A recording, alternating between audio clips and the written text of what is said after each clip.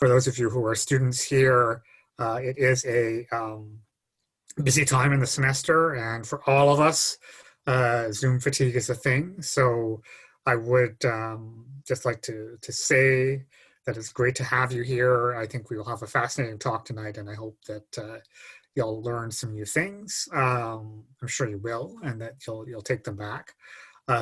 Just in terms of ground rules and the way we'll start this event, Nitika will speak for about 40 minutes or so, 35, 40 minutes, and we'll have time for Q&A. I would just ask everyone to keep themselves muted through the event so we don't have any noise that distracts us. For the Q&A, what I'd like to ask everyone to do is to type any Q&A questions into the chat, and or you can also just type into the chat because I won't be able to see everyone, obviously. I'm happy to have you ask the question yourself. I'm happy to ask the question myself. So if you can just send me a note and then we will, and then Leah, who is our Outreach and Development Coordinator, might show to either her or to me, or it might go to to our hosts or to Nitika, and I'll moderate and we'll have the questions afterwards. But for now, I will just introduce the talk. Nitika Srivastava is our speaker, speaking on Nagorno Karabakh, the view from Brussels and Moscow. And Nitika is a PhD in European Studies from the School of International Studies from Jawaharlal Nehru University in New Delhi in India. The title of her thesis is The Impact of Geopolitics on Political Relations between the European Union and Russia since 1992. Nitika is a Konrad Adenauer Stiftung Fellow and has worked as an international relations specialist in the Indian Navy think tank.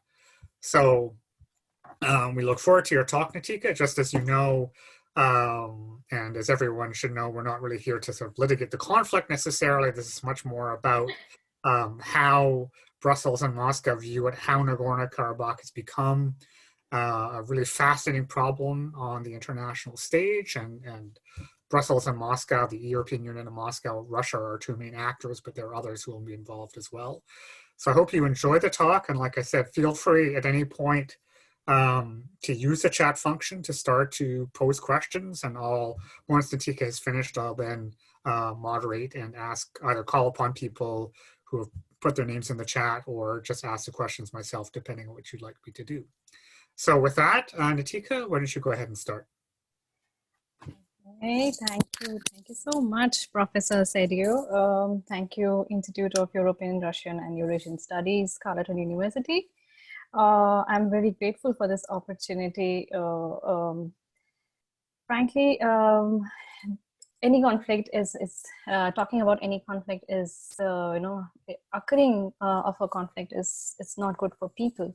But yeah, as we are here in a scholarly community to discuss about, so it is my attempt in this presentation to discuss about the conflict, Nagorno Karabakh, that is happening and that has emerged between the Armenia and Azerbaijan, and my idea is to situate it in the context of the European Union political relations.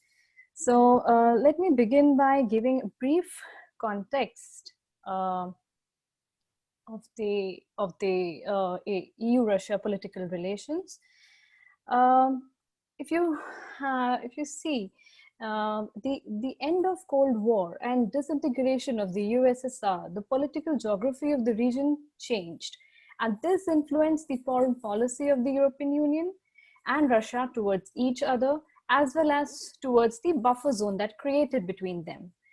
So the political relations between the EU and Russia were initially cordial and there were less conflicts between them. But then, since the 10 Central and Eastern European countries that joined the European Union in 2004, and later 2 other countries joined in 2007, the EU borders came closer to Russia, giving rise to geopolitical competitions between a more competent Brussels and a progressively assertive Moscow now. So particularly to influence the shared neighborhood. So what is the shared neighborhood? This is the territory between the European Union countries and Russia. These were the countries which belonged to the former Soviet Union. And among them is Armenia, Azerbaijan, Belarus, Georgia, Moldova, and Ukraine. So we'll be talking about this region, which I've circled. So the conflict of Nagorno Karabakh took place here. Now, once the borders changed, the EU-Russia came into a contested geography where the EU's new interest clashed with Russia's old interest. Now, this is the area that I'm talking about. This is the area we are concerned about right now. So with the launch of the European Union's Eastern Partnership, and there's a constant and strong contestation of securing interest and expanding influence, and that eventually became visible. So in the given geopolitical setting, both the EU and Russia have pursued policies that maximize their interests and increase their sphere of influence in the shared neighborhood, while the tool they used have differed. So over the years, the EU has used economic, political incentives, as well as sanctions to secure its interests and influence the region, whereas Russia has used economic, energy, military might to maintain its sphere of influence. Now, the bilateral relation transformed into a direct conflict since the Russian annexation of Crimea in 2014. The relations have come to an impasse after sanctions and counter-sanctions between them. So there have been calls about renewed dialogue between the EU and Russia after these 6 years, but there is no breakthrough so far. And this is what it has established is that the annexation of Crimea reignited the debate about classical geopolitics, which has been emphatically dictating the politics of the region since then. So by classical geopolitics, I meant the struggle of control of spaces and places in order to seek political power. So now, after setting the context of this EU and Russia, the broader context that I have set, I would like to draw your attention towards the current conflict between Armenia and Azerbaijan, the two countries of these contested space between the EU and Russia. So what is this conflict all about between them? So the conflict is about a territory between Armenia and Azerbaijan, Nagorno Karabakh. And it is one of the frozen conflicts of the shared neighborhood between the EU and Russia. That's why it's a concern for EU and Russia. It is a territorial dispute between Armenia and Azerbaijan. It is a part of Azerbaijan, but its population is majority Armenians.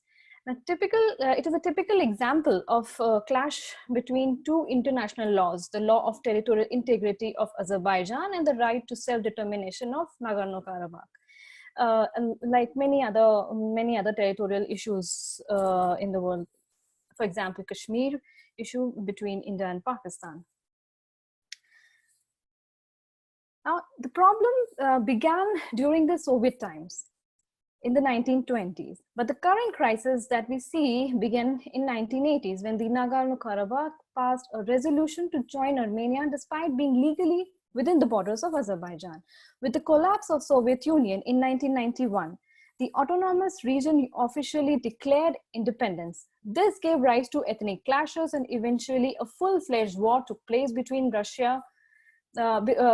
between them, Armenia and Azerbaijan, before Russia brokered a ceasefire, which ended it in 1994. Since then, separatists backed by Armenian government controlled Nagorno-Karabakh and occupied 7 surrounding Azerbaijan territories. Now, OSCE Minsk Group was created in 1992 to find a permanent resolution of this conflict, and the members of this group is Russia, France, USA. But the clashes continued, followed by serious fighting, and the ultimate fighting which we just witnessed in the last month, that happened in September 2020. So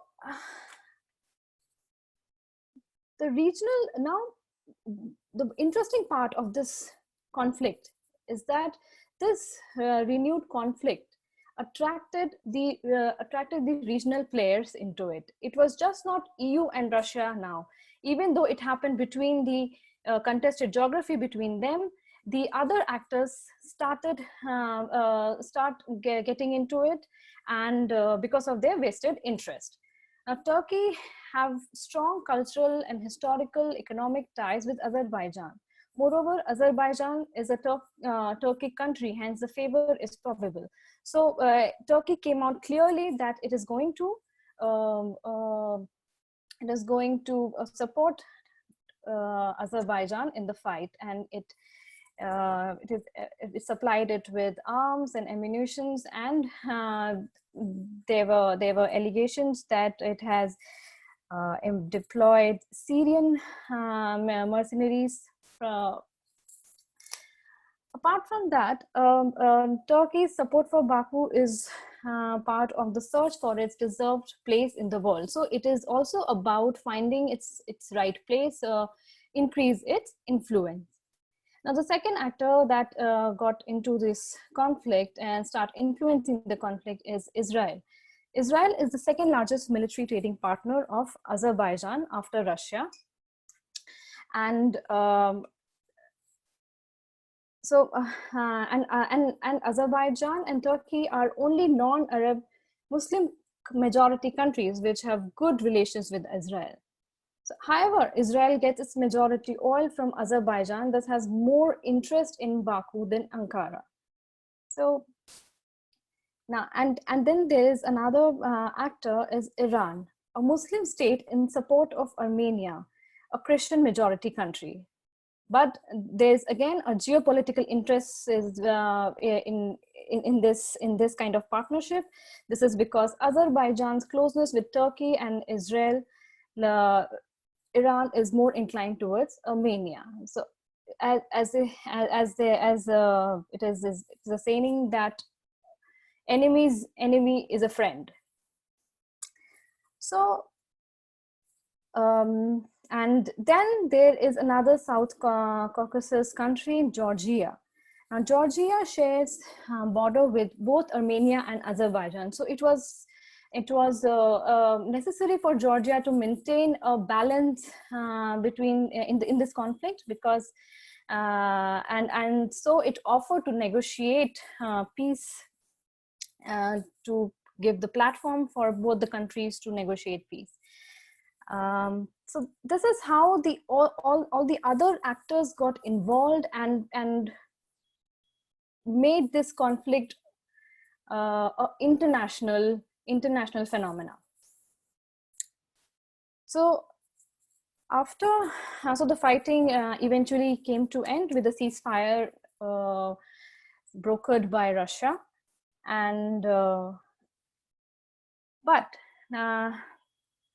the ceasefire that brokered is also very interesting here.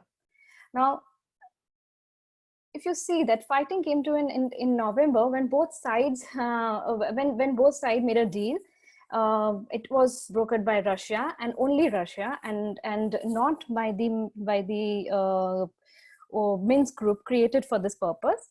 So according to this, Azerbaijan will hold on to areas of Nagorno Karabakh that it had taken during the conflict. As Armenia is also mandated to give away a few of the territories that it has occupied. Russia deployed around 2,000 personnel as peacekeepers in Karabakh. They will also guide the Lachin corridor, which links the Karabakh capital Stepanakert to Armenia. Now, the ceasefire. There are many people. There's this revolt against this ceasefire, and the decision by Armenian government. But the leaders in Armenia, some of the leaders says that it was important to stop the fight, and it was important to initiate the ceasefire, because otherwise Armenia would have lost more. So as Azerbaijani forces had already reached the capital town, Stepanakert. Now, after giving this brief view of EU and Russia, the two actors that had more stake in this region, then about the crisis that happened, then the other actors that complicated the situation here, and the ceasefire that happened that occurred and brokered by Russia. I would like to go on and explain the perspective of Moscow and how it perceived this conflict, and how it turned out to be. So, the view from Moscow. Now, Russia is a security ally of Armenia, and under the framework of Collective Security Treaty Organization. They both are part of Russian-led Eurasian Economic Union. Now, and Russia usually stands with its ally, be it Syria, Libya, or currently Belarus, but this time it remained low-key during the whole conflict, and on some technicality issues. What is that technicality issue? It claimed that under CSTO, Russia is obliged to provide security to Armenia only if its territory is under attack. But in this case, Armenian Nagorno Karabakh is not an Armenian territory. Now, and in 6 weeks, it brokered a deal between Baku and Yerevan. So this is an unusual occurrence from a Russian side. It didn't react. It was low key. And then suddenly it mediated a peace between these two parties. And as I told you, there's the provision that there will be 2,000 Russian personnel guarding the territory. So what came out from this was that Russia, there has to be some reason behind Russia's such behavior. Now, the number of there could be several, but I have jotted down few reasons. So now Russia may have got frustrated with Armenia's rigid stance, even after agreeing to relinquish the control over 7 surrounding districts under Madrid Principle in 2009. Russia did not give up. Armenia did not give up these territories. So this may have angered Russia. Then by delaying the process, by delaying the response to the conflict, Russia may wanted to give Baku some time and room to take over what is legally a part of Russia, part of Azerbaijan. Now, this is also an interesting point, that Russia sells arms to both Armenia and Azerbaijan, but here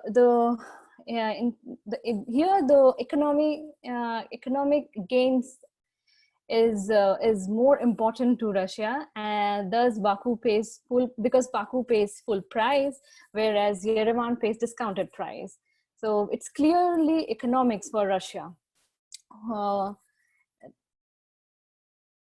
Then looking at it from a region's point of view, from regional point of view, Moscow do not want to lose another South Caucasus country because it already lost influence in Georgia. So it does not want to lose Azerbaijan if it have favored Armenia, it would have lost some control in Azerbaijan, and it would not like to do so because it already has lost influence in Georgia. Now, experts believe that Russia have problems with the new leadership in Armenia, thus wanted to punish it. Punish the prime minister of Armenia, and who have a pro-Western point of view, and replace Russia, maybe replace it with some Russian favored leader, and so there is a lot of politics behind it, where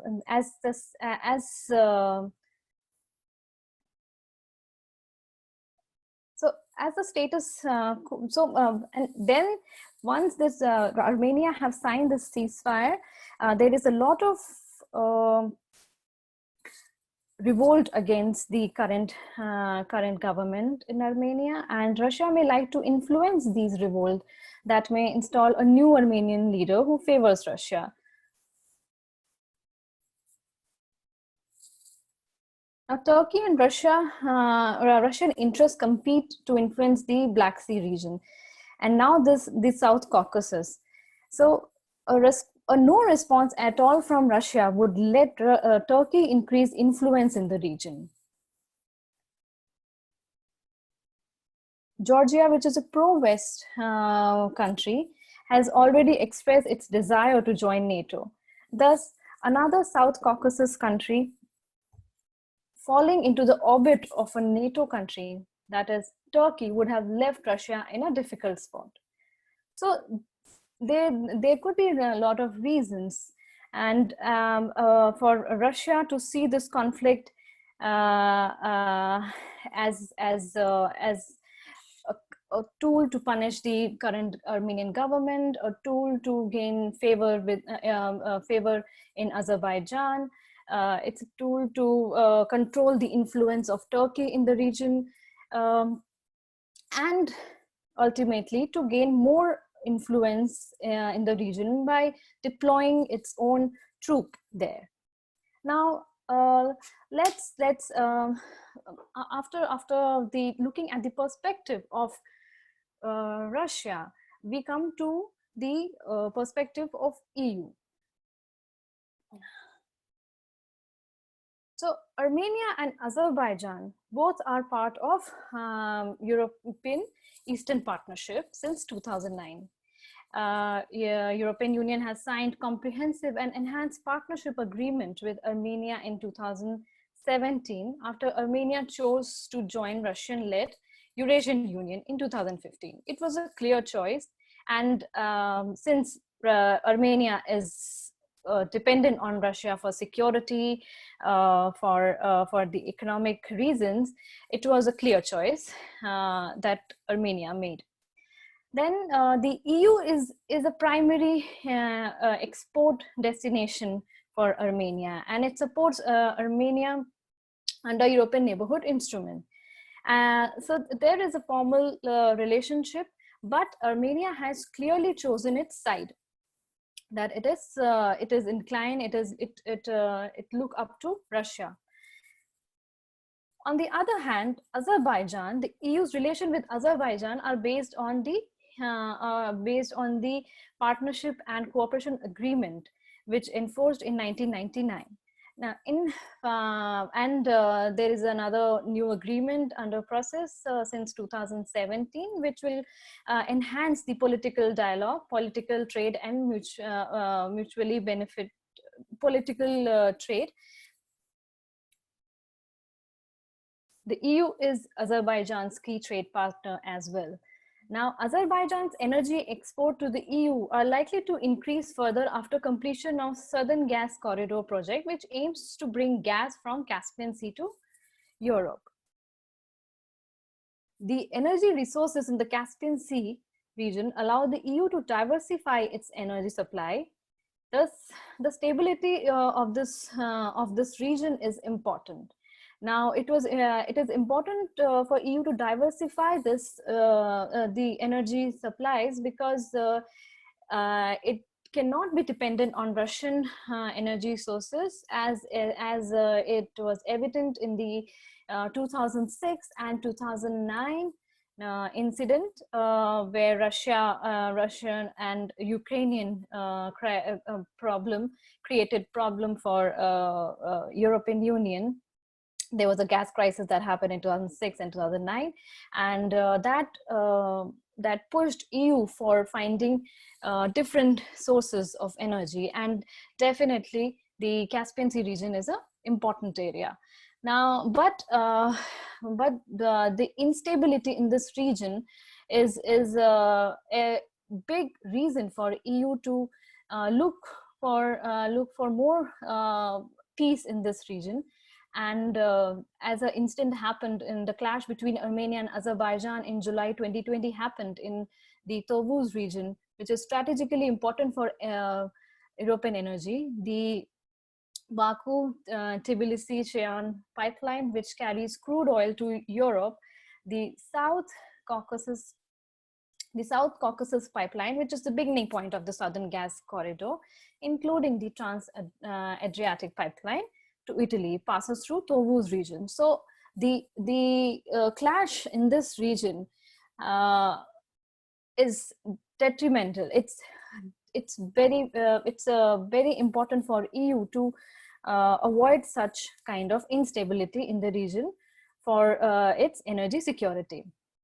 Now, so it is argued that such military provocations were intended to disrupt Azerbaijani plan to begin supplying gas to Europe. Hence, this is an important region for the European Union. So the formal peace talk under the mediation of the Minsk Group, in which France is also a member, have been continued for 28 years without any tangible result. And if we see what EU did in this crisis, in this conflict, the EU did not do anything regarding the crisis except few rhetoric declarations to stop the conflict. Now, only France objected to Turkey's aggressive involvement in this conflict that happened recently, following which there was some demand to put sanctions on Ankara. The EU decided to allocate 500,000 euros in aid for the civilian population affected by the conflict on both the sides of the contact line. So it did not choose any side. It is the declarations mostly pointed out to stop the fighting, and there should be some peace settlement under the mandate of Minsk Group. And then EU decided to allocate money to manage the civil population on both sides. Hence, it did not take any sides. It welcomed the ceasefire brokered by Russia, which happened on 9th November, and it welcomed the act of that the fighting has stopped, but it pushes for the greater role of the Minsk Group from a permanent resolution. In the declaration on the Nagorno Karabakh ceasefire, if you see that the EU stated that the EU will follow closely the implementation of the provisions of the ceasefire, especially about its monitoring mechanism. Now, closely follow monitoring mechanism indicates that there is a mistrust in this Russian brokered ceasefire. There is a mistrust regarding Russian troops being deployed in the ground. So it's an important wording, monitoring mechanism.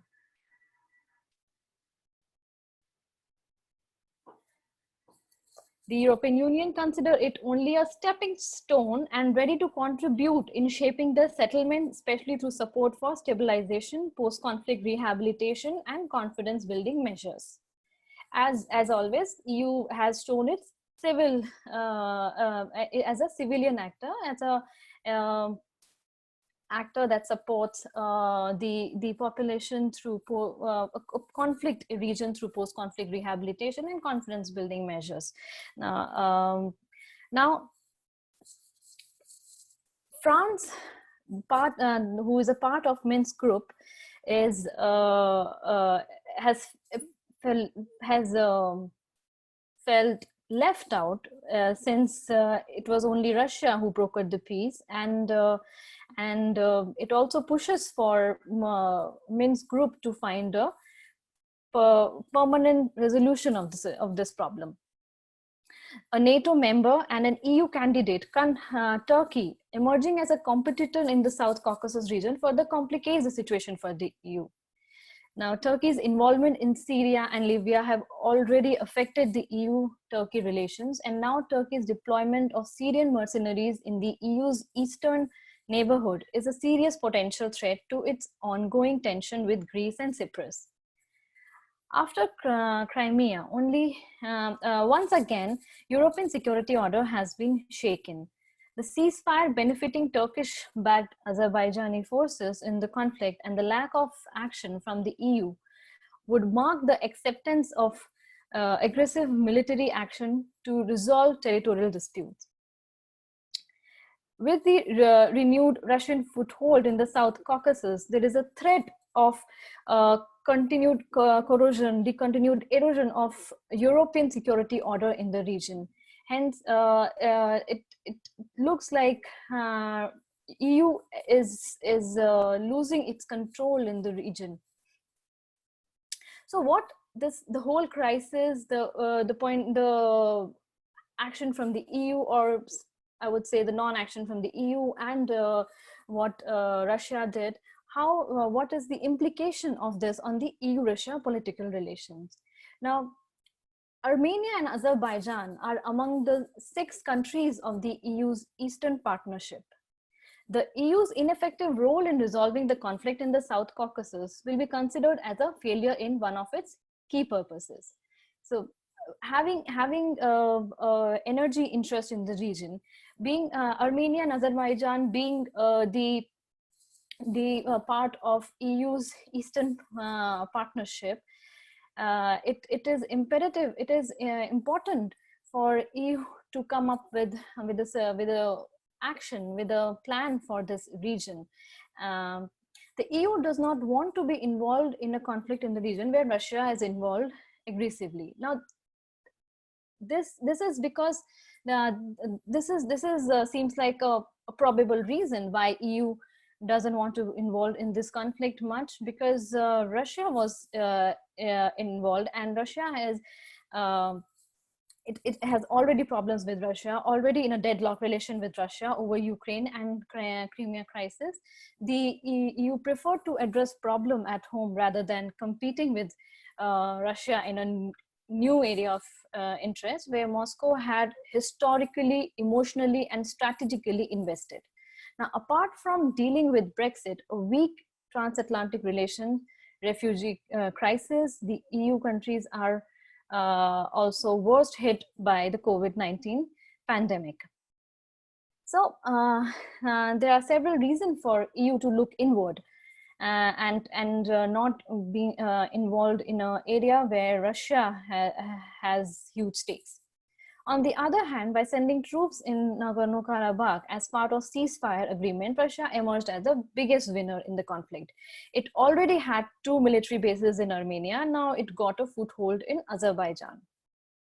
So and it is the near abroad is an important component in Russia's endeavor to regain great power status. Thus, its interest and the instrument of influence have outweighed that of EU's. Thus, even though the EU is becoming a global actor and its global strategy 2016, with its global strategy 2016, it is a much weaker actor in the region against Russia. The Nagorno Karabakh conflict 2020 was a recent example of this trend. After this conflict, the power equation has also destabilized, as it is not just the EU and Russia contesting to influence the region, but Turkey has also come out as a strong contender. So the new EU president, Ursula Ursula von der Leyen, called this European Commission as geopolitical. Now, the European, the European Eastern Partnership policy beyond 2020, which was launched in June 2019 by the European Commission, and the High Representative reviewed the policy and aims to increase its influence abroad and strengthen itself as a geopolitical player. However, in the current crisis, it failed to react to the geopolitical conflict in its own neighborhood in a strategic manner, whereas Russia strengthened its foothold in the backyard. So it is time to put this geopolitical EU vision into action to address the increasing instability of its borders and shrinking influence in this Eastern Partnership countries. Yep. Thank you for your time. So this is what I wanted to convey, that if we just simply say that EU and Russia in this race race of influencing this region, EU is lagging behind and is not at all coming out as a geopolitical player as the European Commission want it to be.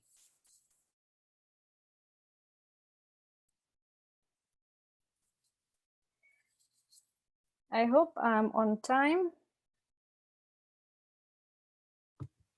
Thanks, Nitika. I already have a number of questions in the chat, so I'll go ahead and start asking them. And then, as I mentioned to our audience before, please do feel free to pose your questions in the chat as well, and I'll continue to ask them until we're out of time at 8:30. Some of the questions are more international relations, some are more local. First one is a question about the situation in Armenia, and if you think that given the calls for the Armenian president to resign in response to the ceasefire agreement, do you see a likelihood of a new government coming in Armenia? And of course, given what you said in your talk, you might want to add your sense of how Russia or the European Union might be involved in that decision. Well, I think definitely the uproar against the current Armenian Prime Minister is huge. And I think this could be I would say, difficult situation for Armenia, because the way the current prime minister came into power was something Russia hates. It toppled the Russian favored government, and so definitely Russia would be it would be pushing for the change of government, and maybe influencing the people through missing the information, by spreading the fake news or something like that, as it has done in past. So there could be some of these incidents which we can see in the coming days. And I'm not since the last the way EU has behaved, the EU has reacted, it is difficult to say if what EU would do in Armenia, if it would have been any importance to EU, it would have done something in the conflict. And as it did in Ukraine, as Ukraine had a favorable government it was a pro-EU government, and EU still pushes for sanctions on Russia, and it has still some groundings regarding Ukraine crisis. But I'm not very hopeful that EU will stand up for Armenia or Armenian government. Thank you, Nitika. We have a question from Joan, and I'll just ask her to pose that question herself. Hi, Nitika. Thank you very much. Hello. How are you? Very much for your presentation. I really enjoyed it a lot. I just Thank you. wanted to explore a little bit further this idea that you seem to be suggesting that Russia really came out clearly on top here and that the EU didn't take advantage of its opportunity. Yeah. And it seems to me that the EU for quite a long time has sort of made a decision not to really take a very clear position on any of these frozen conflicts, maybe a little bit more on the Transnistria one than the others, but and I think the reason is that it's a risk-averse actor, and that these are kind of complicated situations where it's not very clear what, where the principle could be applied. Like you mentioned, self-determination versus territorial integrity in this case. And when Armenia decided to not proceed with the association agreement and with the free trade agreement with the EU in 2013, it was, I think, clearly understood that this was under some pressure with Russia because of Russia's security guarantee. So hasn't Russia kind of put itself in one way in a risky position because it's got these two neighbors, or these two countries, Armenia and Azerbaijan. It's been trying to nurture good relations with both.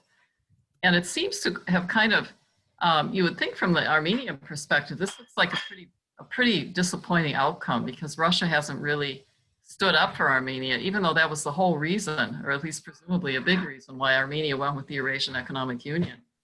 So doesn't it put Russia at some considerable risk here?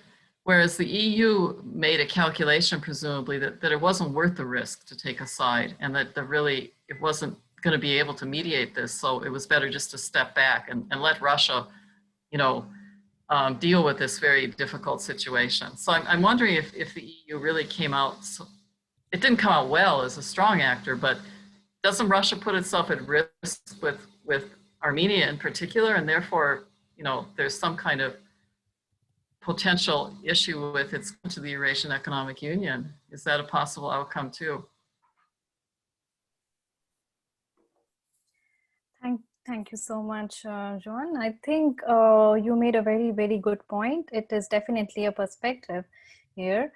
What I understand when I look at the EU, what EU's stand has been, it has been quite weak in this regard, or I would say, or as you said, that it has taken the stand of not involving in the conflict. It is not a non-stand. Of course, it's a stand, but when we see it as geopolitical actor, when you see it as when the commission says it's going to be a geopolitical commission, and then this crisis happened in its eastern neighborhood, which is an area where it has invested and has a future of energy supplies.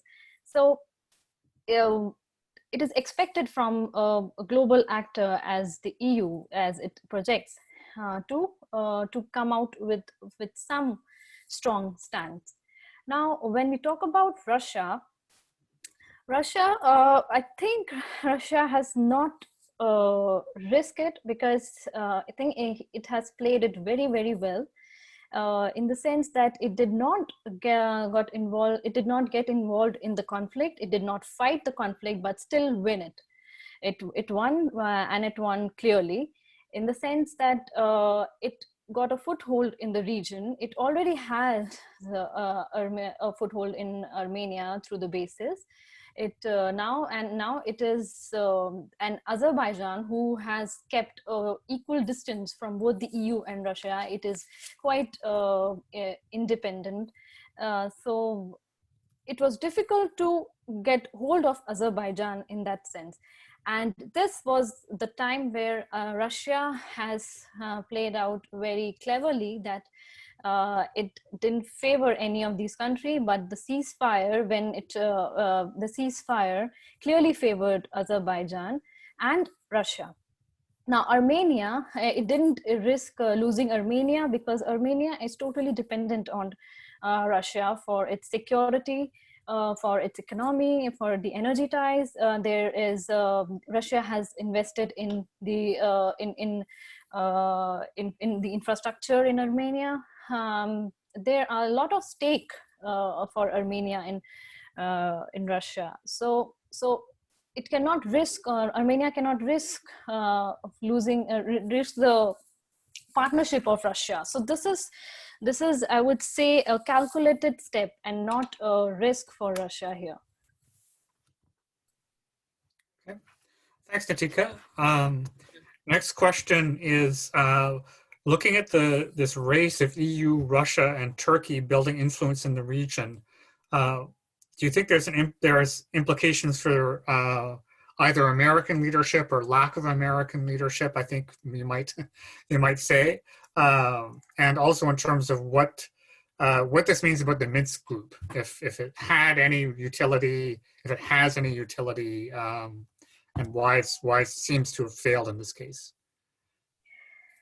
So I think the Minsk group has its utility. Of course, it was given the task of finding a permanent resolution, and whatever we have today, the ceasefire is not a permanent resolution. That is for sure, because even though people in Nagorno Karabakh are getting displaced, they are accepting the fact.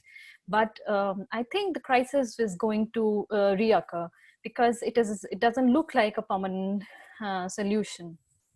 So maybe in the coming years we will see another conflict or something. But so Minsk group has this importance of here, because it can come up with a permanent resolution where both the sides are satisfied with the solution, and there is less of geopolitics involved, and more of the benefit of the people of Nagorno Karabakh, Armenia, and Azerbaijan. So, next question is, and maybe I'll audience member ask two questions, and they actually work together fairly well. The first one, in just looking at the causes of the war and why it started in September, and what role you might think the changing international environment might have played in this, the situation of COVID, the situation of Turkey, the situation of Russia. Do you think some of these external factors played a role in the fact that this conflict really raged much more than some of the other ones? Or do you think this was internally driven by Azerbaijan or Armenia? So this conflict is interesting in the sense that it drew a lot of actors in it. It was just not European Union and Russia playing out in this contested geography between them. There were other actors who were involved, and especially Turkey, and now their own rivalry and their own strategic thinking is played out here. So this conflict is more of creating influence, and it is the number of candidate has increased in this region. That's a difference between the other, like in Ukraine. What happened in Ukraine, Russia had a very big stake, and there was a much bigger crisis that happened. It invaded Crimea. There was a whole classical geopolitics revisiting the international relations. So this was a whole new debate happening there.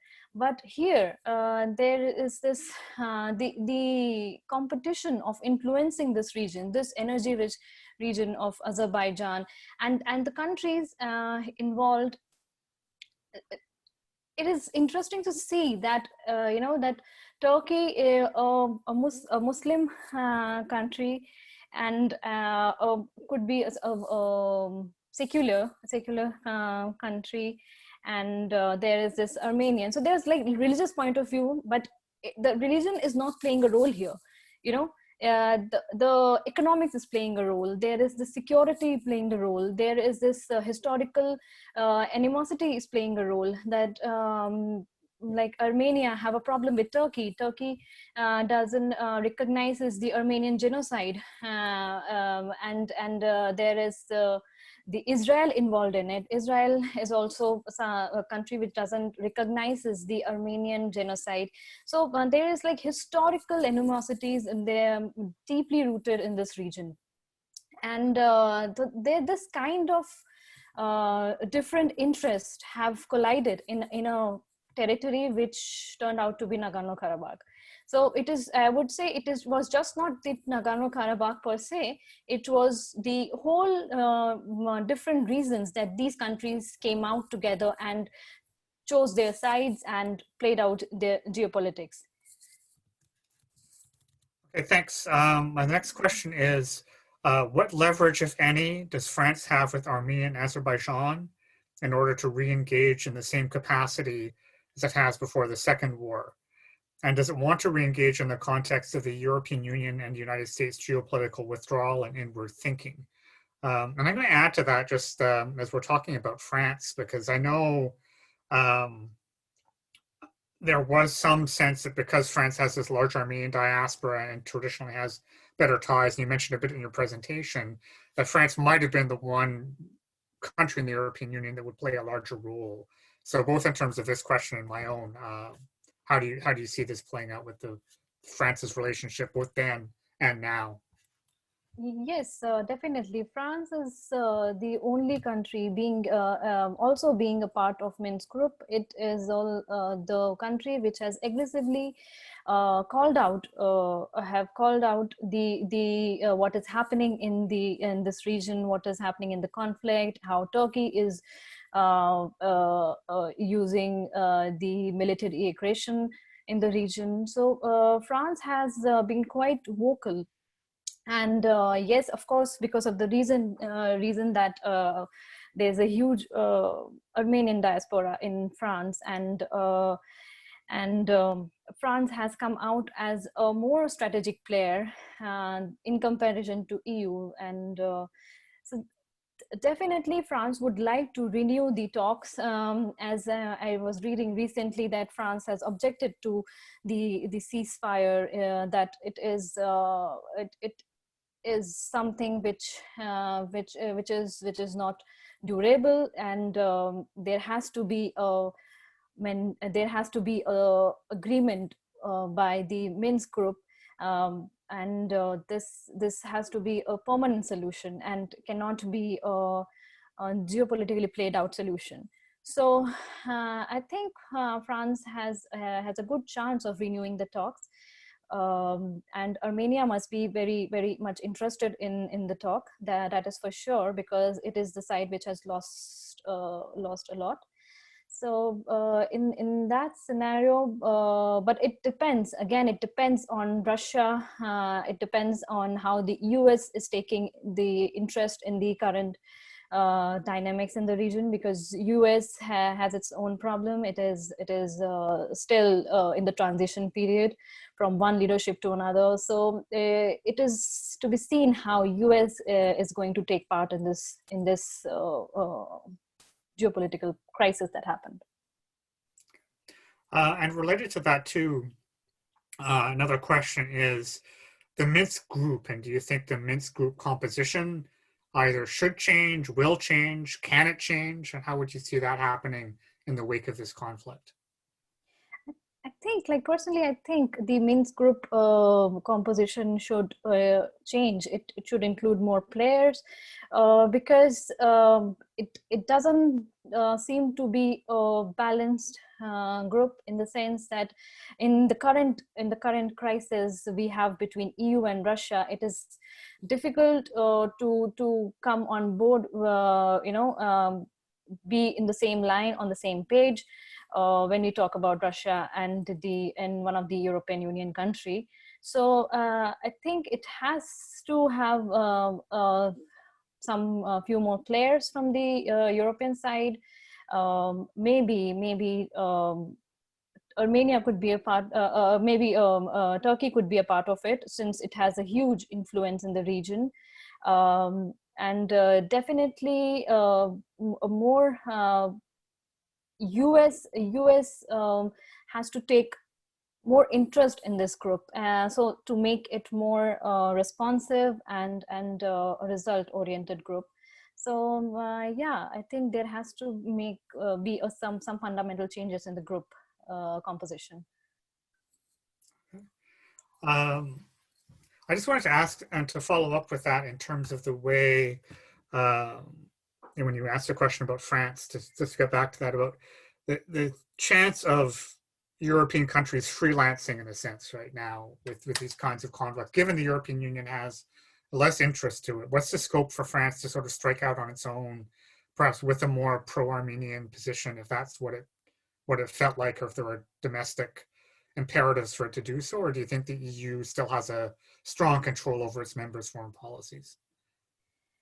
I think definitely EU needs a common foreign policy, a common voice. When it comes to be a global player, it needs a common voice in its foreign policy. And France, after Brexit, France and Germany has a huge responsibility to project EU as a one, and to contribute in the solidarity of the Union. So I think France, Germany, and these countries should invest more in the solidarity of the European Union and bring out the common voice, rather than just one or two countries raising their concerns about international conflicts. Okay, thanks.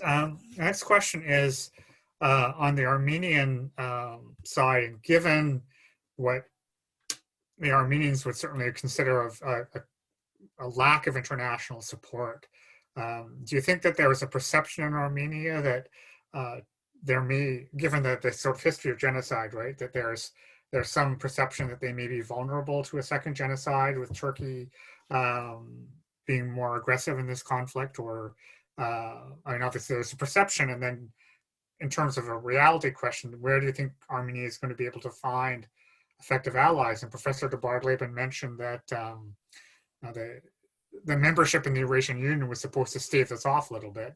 If that hasn't worked, Armenians must feel extremely vulnerable right now. Yeah, that is an interesting point that you mentioned. That what about Armenia?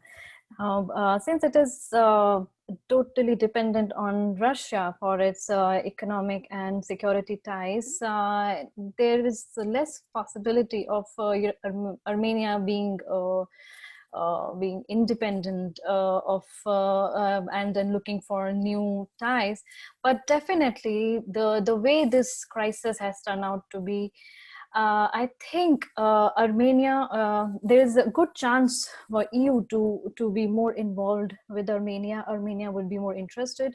It also depends on the current government of the Armenia, because if it is able to survive the current outcry, I think there is a possibility of Armenia being in talks and in closeness with European Union, because I think that's the second best option that I see when it comes to Armenia's economy, or its support from the other countries. So I think European Union has a good chance here, but it all depends on the government of Armenia, who is going to be. If the current government continues, it has an option of looking and building the ties with the European Union. And Russia, I think the way it is tied down with Russia because of its own needs, its own dependence on Russia, it cannot discard Russia for sure. It cannot go independent of Russia, of course. So there has to be a balance, but definitely a chance for Armenia to build more ties. And it is definitely a kind of reality check for Armenia, that depending on only one country totally is not going to help it. I had an earlier question, sorry, that I've got a lot of them in the queue now, but one of the questions was the role that you think diasporas can play. I mean, the Armenian diaspora obviously has had a huge role in Armenian politics, and Azerbaijan as well has a smaller diaspora. But do you think that the diaspora played a role or will play a role in this conflict or this resolution? Well, I think no, I don't think that it has a huge influence in that sense, because again, the economic ties and the security ties is more of importance here, rather than the diasporic, the people living, the minorities, or the people living in these countries, because since the crisis, this crisis is about the people. Definitely, like the majority of people in the territory that is located in the Azerbaijan is of Armenians, and this was about people who wanted to be with a country which is alike to their culture. So but that turned out to be a war, that turned out to be a conflict, and it didn't happen, and the people are leaving their houses, they are going away from there, and they are leaving their country, going to Armenia. So the importance of the people here is, I think, very less. Otherwise the result, the ceasefire would have been in different terms. It would not have been what it is now. So I think the influence is much lesser than when you see the economic and security ties.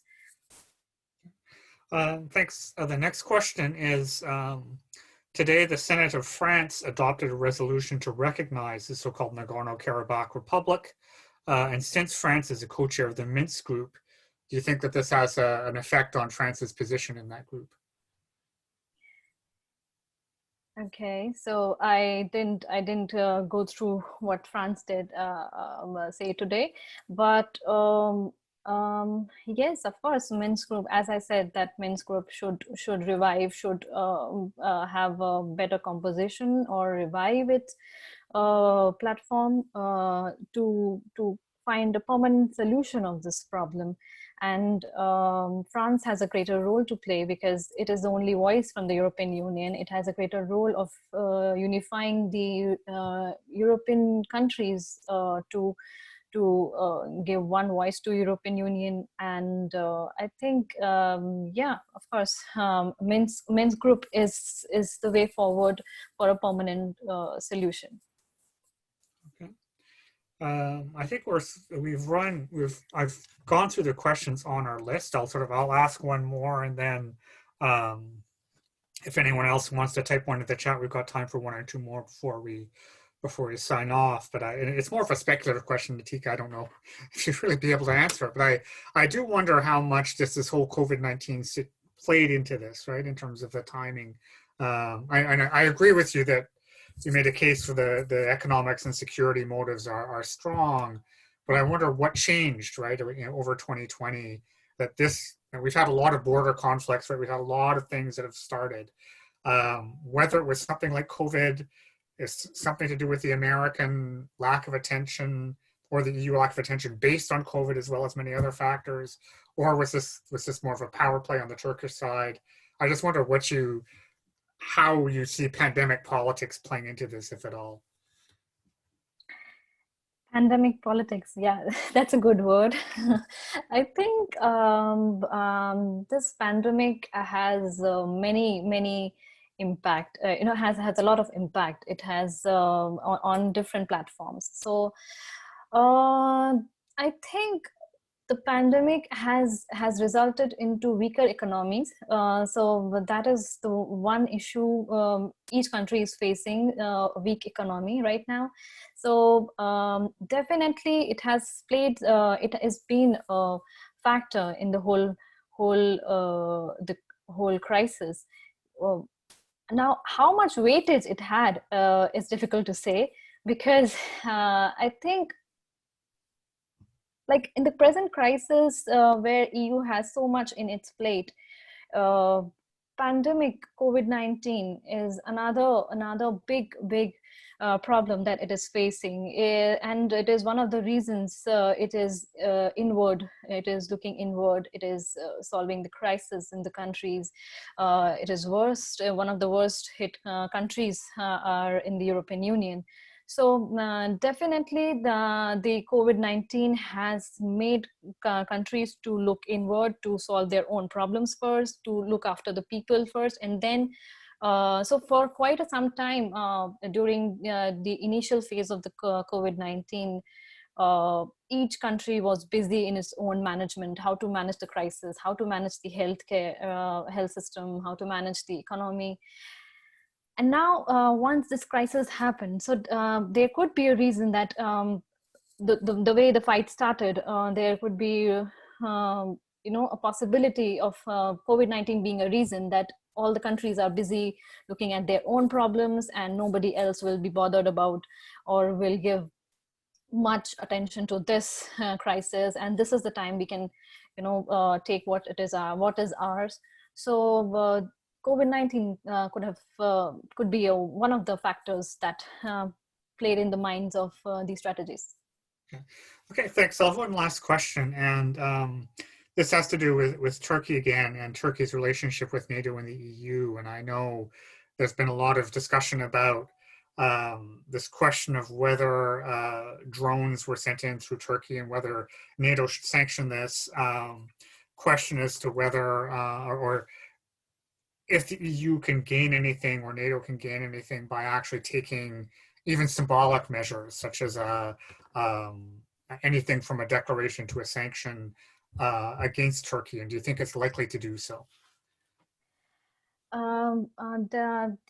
Now, if you see what is NATO's stand in the whole crisis, so NATO has clearly said that it is not going to be involved in the whole crisis, in the conflict, and it is Turkey's decision to be a part of the conflict, and it is and Turkey is not representing NATO here in the conflict. So so that's something that Turkey had so much influence in the crisis without the backing of NATO, and it did it quite well. It impacted the other actors in the region. So I think if NATO or the European Union, of course, it is a candidate country of European Union, a full-fledged candidate country, but I think it has not officially, it has not given hope of being a member of the European Union, but somewhere it has accepted the fact that it might never happen. So the kind of attitude Turkey has of being aggressive now, being involved in a lot of crises militarily, it looks like Turkey has other plans as well, and just not looking towards EU and NATO. And if you suggest something like NATO declares something that Turkey is this is a violation of NATO pact, or this is something that NATO comes up with, that I think that might tone down Turkey a little bit, because being a part of NATO is one of the big thing for Turkey. Even though it did involved in the crisis without NATO, it has the tag of being a NATO member. So definitely, if something NATO comes up with against Turkey, it will definitely impact its influence. Okay. Great. Well, thank you, and I thank our audience. Nitika, are there any last words you want to send us off with? I think what the kind of geopolitical competition that we see today in this region. As a student of European studies, and as a student of who has followed European Union through many years, I see it as not taking part in this crisis when the Commission has called itself as geopolitical. So I think it must take some solid stance rather than just being at a rhetoric level. whereas Russia's stand for me as a student of international relations has been very interesting to note. So it was very interesting to read about the whole crisis and how it even turned out. So I thoroughly enjoyed, thoroughly not I would say, I learned a lot while reading about this crisis and the historical ties and the kind of animosity each and every country involved has. So it has been an experience for me, and I would like to thank you, Professor Sedio, for giving me this opportunity. And thank you everybody for being part of this, and for taking the time out to listen to me. Thank you so much. And of course, the organizing team of EURUS. Thanks, Nitika, and I'd like to thank our audience. This is our last event for the fall, but we'll have a lot of events coming up in the winter. So I urge you to check our Facebook page, Twitter account, Instagram, and just a reminder that we will be posting this on our YouTube channel in the next couple of days for those of you who would like to see it. So all the best for the evening, and thank you everyone again. Bye-bye. Thank you so much. Thank you so much.